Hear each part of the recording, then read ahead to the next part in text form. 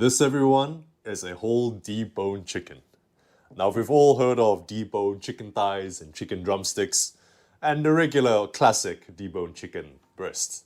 But never have I actually seen a whole deboned chicken myself. Look at that. Everything is connected and it is a whole chicken just deboned. The only thing that is missing though are the wings. They seem to have clipped them off, which isn't too big of a deal, but I'm excited to make something with this since it's quite unique, and I'm thinking of making a filling, rolling it up, and throwing this in the air fryer. So I'm gonna set this to the side for now while we make our filling. Now I'll be chopping up a bunch of mushrooms and onions in a food processor. By all means, you can do this in a regular chopping board and knife, but with a food processor, it's just so much quicker. And because it's gonna be a filling, I want it nice and finely chopped. Not chunky at all, but finely diced. Almost paste-like, but not yet. Gonna make room for some garlic that I'm gonna food process as well. Might as well, right? With this, there's less cleaning to do. And since the food processor is already dirty, we might as well maximize it. Because I'm sure, as all of you can agree, the worst thing about cooking is doing the dishes. Now, if you have a system where you cook and anyone else joining you will do the dishes, then that's pretty good. But for the most part, I do both the dishes and cooking. And that's the garlic.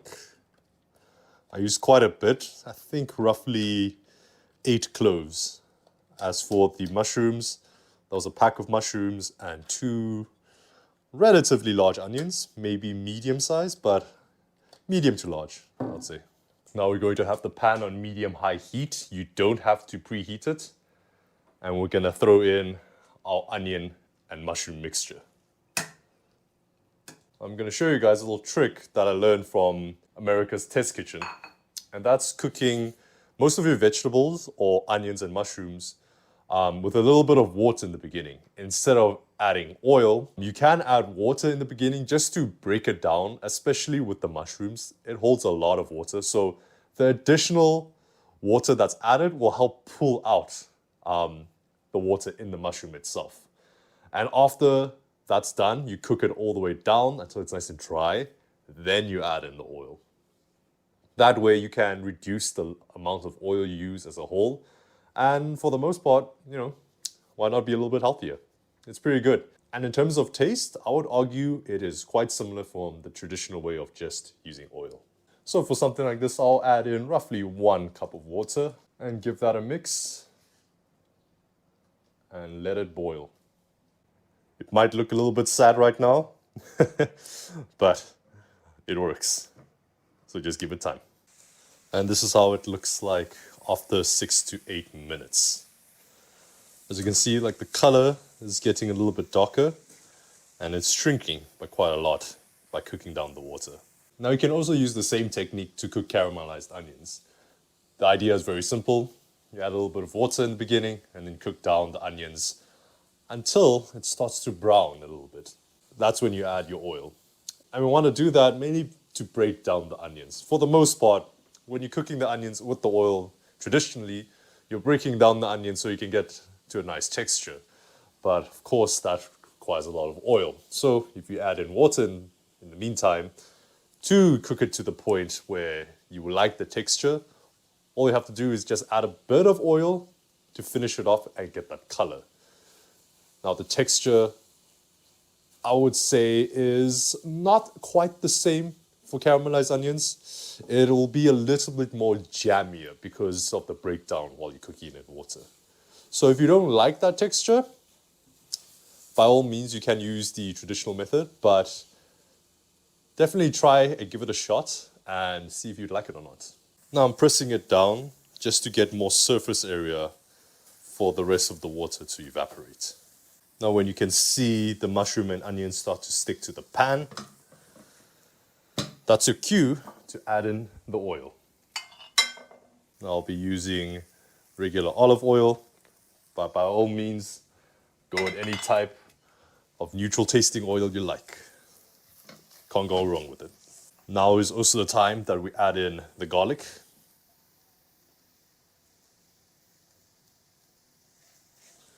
And mix that in. Turn down the heat to also a medium lowish. We don't want anything to burn. I'm gonna season it with a bunch of pepper,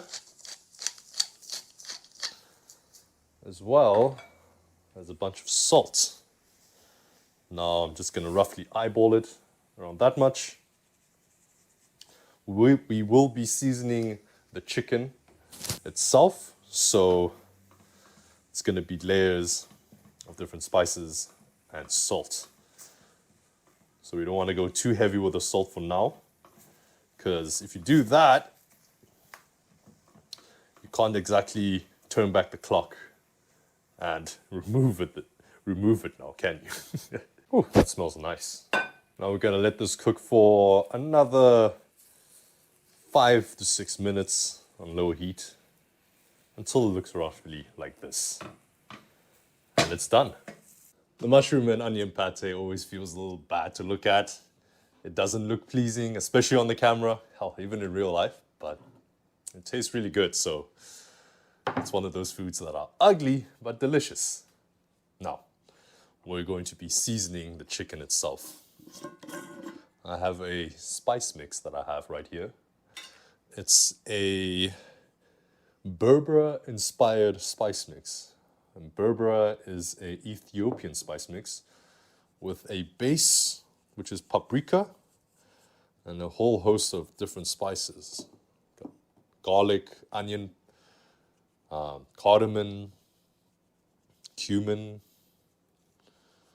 and I think some others, but those are the main ones.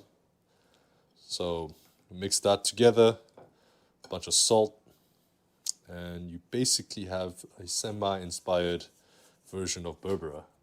Oh, I forgot the chili powder, of course. That's one of the big ones as well. Now I'm just gonna generously smother the chicken in this spice, and then I'll season it further with some salt. Just making sure I get every single crevice, because that's the beauty of having some spices that doesn't have any salt. You can go quite heavy with it without fearing it getting too salty. There we go. Okay, where's the salt? There it is. Just gonna throw some salt on my hand and sprinkle it on. Sometimes I like to be a little bit risky and just pour the salt from this bottle. But if you're not extremely careful, you'll know that over pouring and over salting this can go wrong very quickly. Okay, that seems to be good enough. So this is the first time I'm doing anything like this, so I got my fingers crossed that it's gonna work. And I'm gonna place the onion and mushroom pate, it's basically like a pate, on the inside of the deboned chicken. And then we're gonna spread it around. There we go. It's kind of crazy how a packet of mushrooms and onions can shrink so much. You'd think that before cooking those few ingredients that, it's a lot of food, but once you remove most of the water, there's not a lot left. That just means like most of these veggies, just 90% water, right? It's kind of crazy. Explains why they're so healthy though. They're mostly water, and if that fills you up, you're not absorbing any of that as calories. You just kind of pee them out, which is amazing. Okay, So that's how it looks after it's spread. Now, that's not going to be the only filling I'm using. I'm going to throw on top of that some spicy harissa. Now, harissa, if I can remember correctly, is like it's a Moroccan or Middle Eastern creation, and is essentially red peppers, or red bell peppers, roasted and pureed along with a whole bunch of other spices. So I feel like this could make for an awesome layer of sauce on top of the mushrooms. There he is. Yeah. Cool. Because, yeah, with the mushrooms alone, I have had something similar where I use this particular combo. But not on the deboned chicken. And I suppose I have to finish the jar now since I touched the raw chicken with the spoon and I put it back into the jar. So, okay. So now, time to roll this thing. I got some butcher's twine and I'm going to roll the chicken and tie it up.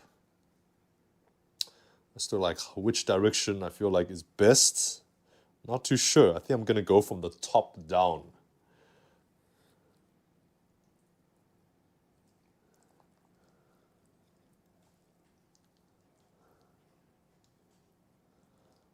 Okay, kind of like that.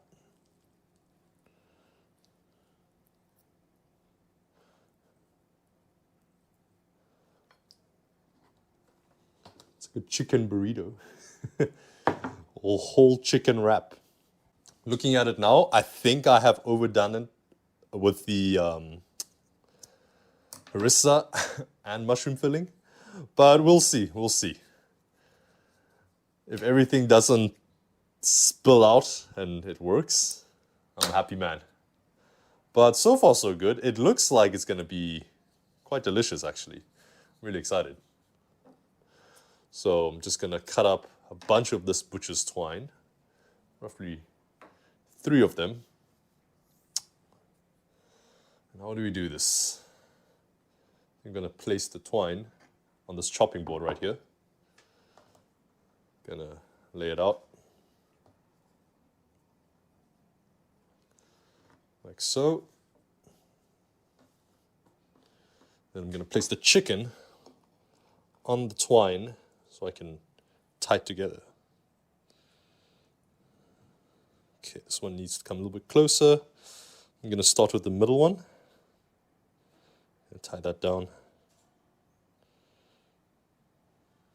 All right, that works. For the side, give it a little tight. Get it nice and tight. All right. Okay, seems to be working. I'm just gonna cut off any of these excess twine so it doesn't burn too badly when it's in the air fryer. The sides are still super leaky, so I think I'm gonna add or use more butcher's twine to kind of like close the gap in here. Or I'm gonna like squeeze the filling back in. I'm gonna use the butcher's twine to tie up the ends, just to make it a little bit more secure, like that. Not that it will help much since it's so exposed, but we do what we can. And I'm sure that's fine. That's good enough. I hope this comes out well. So far, it doesn't look like it's gonna look good, but I have faith it's gonna taste good. That's for sure. All right, okay, so that is how it looks like, all tied up. Now, only thing we're gonna do is throw this into the air fryer.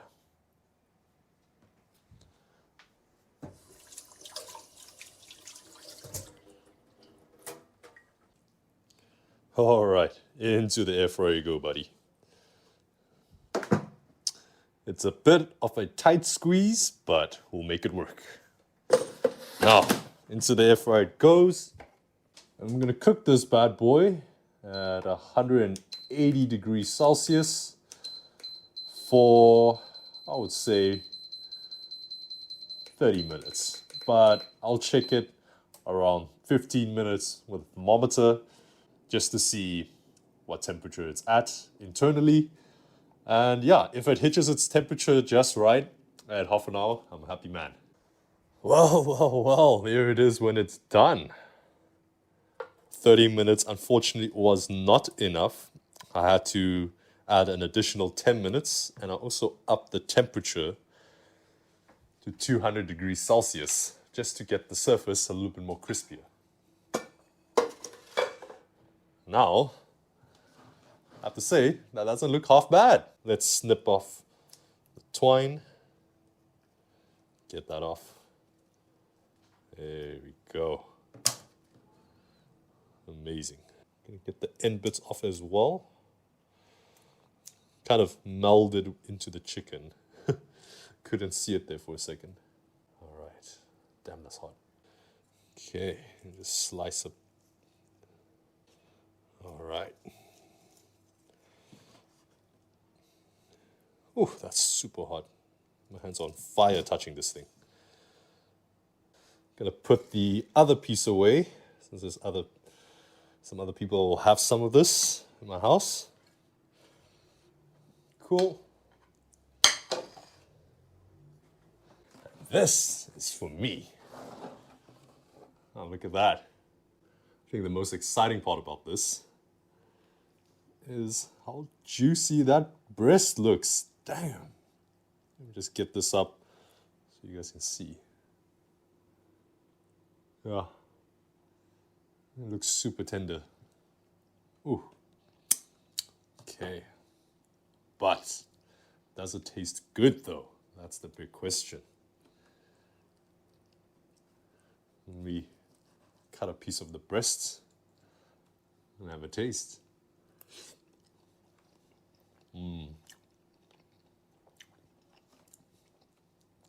Oh yeah. It's kind of what I expected. That's pretty good. Hey, the harissa really works well with the mushroom and onions. Nice.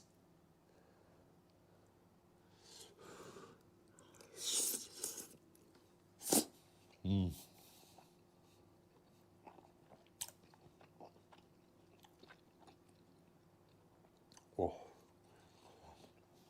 I should have let it rest for a little bit. It's burning my mouth.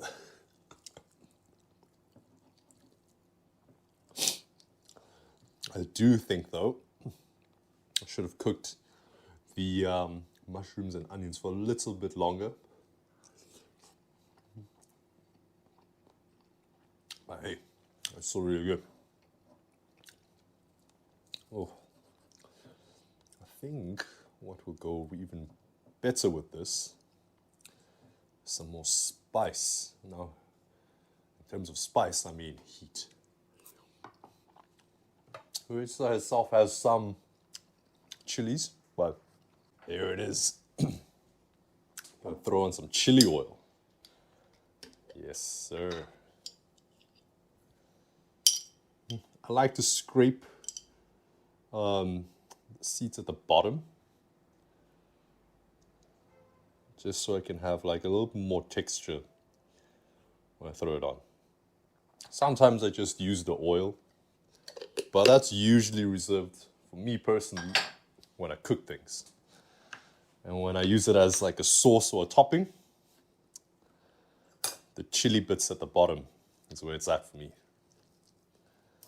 Oh, now with the chilies, this should be even better. Okay, let's go. Oh yeah, that's good. The chili oil always gives it the perfect kick. Now you're probably wondering, why don't I just add the chili oil beforehand? Or heck, add some form of chilies beforehand? And the answer to that is, I like the option to have my stuff not as spicy and then to adjust afterwards.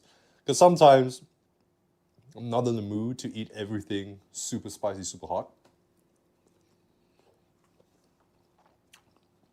So I like to reserve it as a topping for the end, just to control the heat.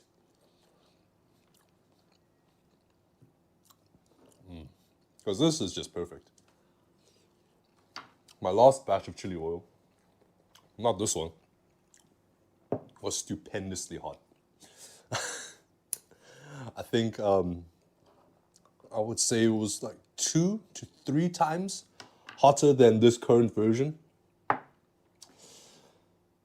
My bad, my word. It was intense using the previous batch. I could only get away with using a tiny amount every time I wanted to taste something with it.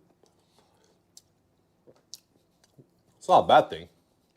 Just that the room for it being too much, too quickly, goes up through the roof when it's like that. And now with this milder version, it's a lot more forgiving. But the weird thing is, I didn't really change what I did this time. The ratios were exactly the same. The only big difference, I would say, is that I made a bigger batch. Because usually when I make these, I make it so it's enough to fill up roughly 2 of these jars. This time, when I made this one, it filled up like 3 to 4 jars, so double the amount. So I just took the ratios that I normally use for this one and doubled it. But funny enough, the flavor is not the same. I would argue this one's more fragrant, just not as hot. Which, hey, that's a win in my book.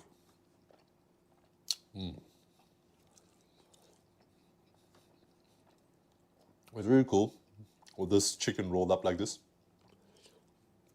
You get to have the breast and the thigh in one go. Where normally, you don't usually get that unless you have a whole chicken and then you cook it into like a curry or stew. Then you might get pieces of chicken or thigh. I mean, you might get pieces of breast or thigh. But this one, it's like you can't just cut straight down and you get the thigh and breast at the same time. Oh, it's pretty good.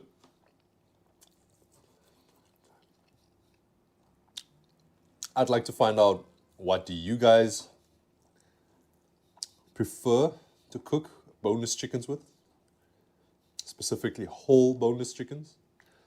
Because with deboned chicken thighs, my favorite is to make chicken burgers or fried chicken with that stuff.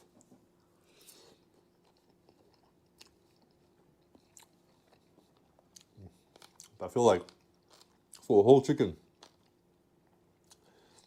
that's a little bit different. I could fry it.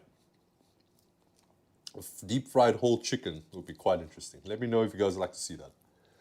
Because the fact that it's deboned will make cooking it way faster and a lot more evenly. So that could work. And I feel like it will look pretty badass.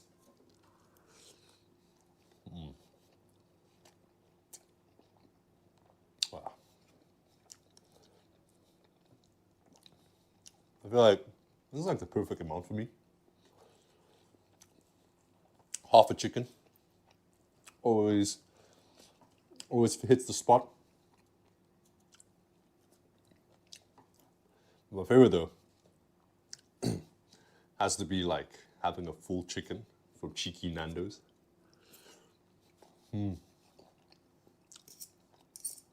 Those ones are super enjoyable. But damn, I haven't done that in a while.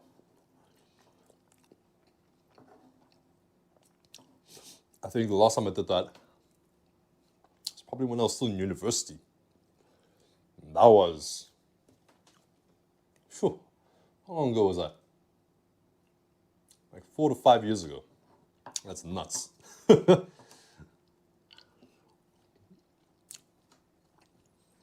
But yeah, since then, I think I struggle to justify getting it because I could just make it myself at home, you know? Yeah, it's not the same. Cheeky Nando's with its flame grilled, and then they baste the sauce with it as they cook it. It doesn't hit the same when you make it at home. But then again, if you're looking for a whole chicken, it's hard to argue that making it at home is just so much more affordable. But I feel for the most part, when you order like takeout or place at restaurants, you're not exactly just paying for like the ingredients. Sorry, my nose is just a little bit runny.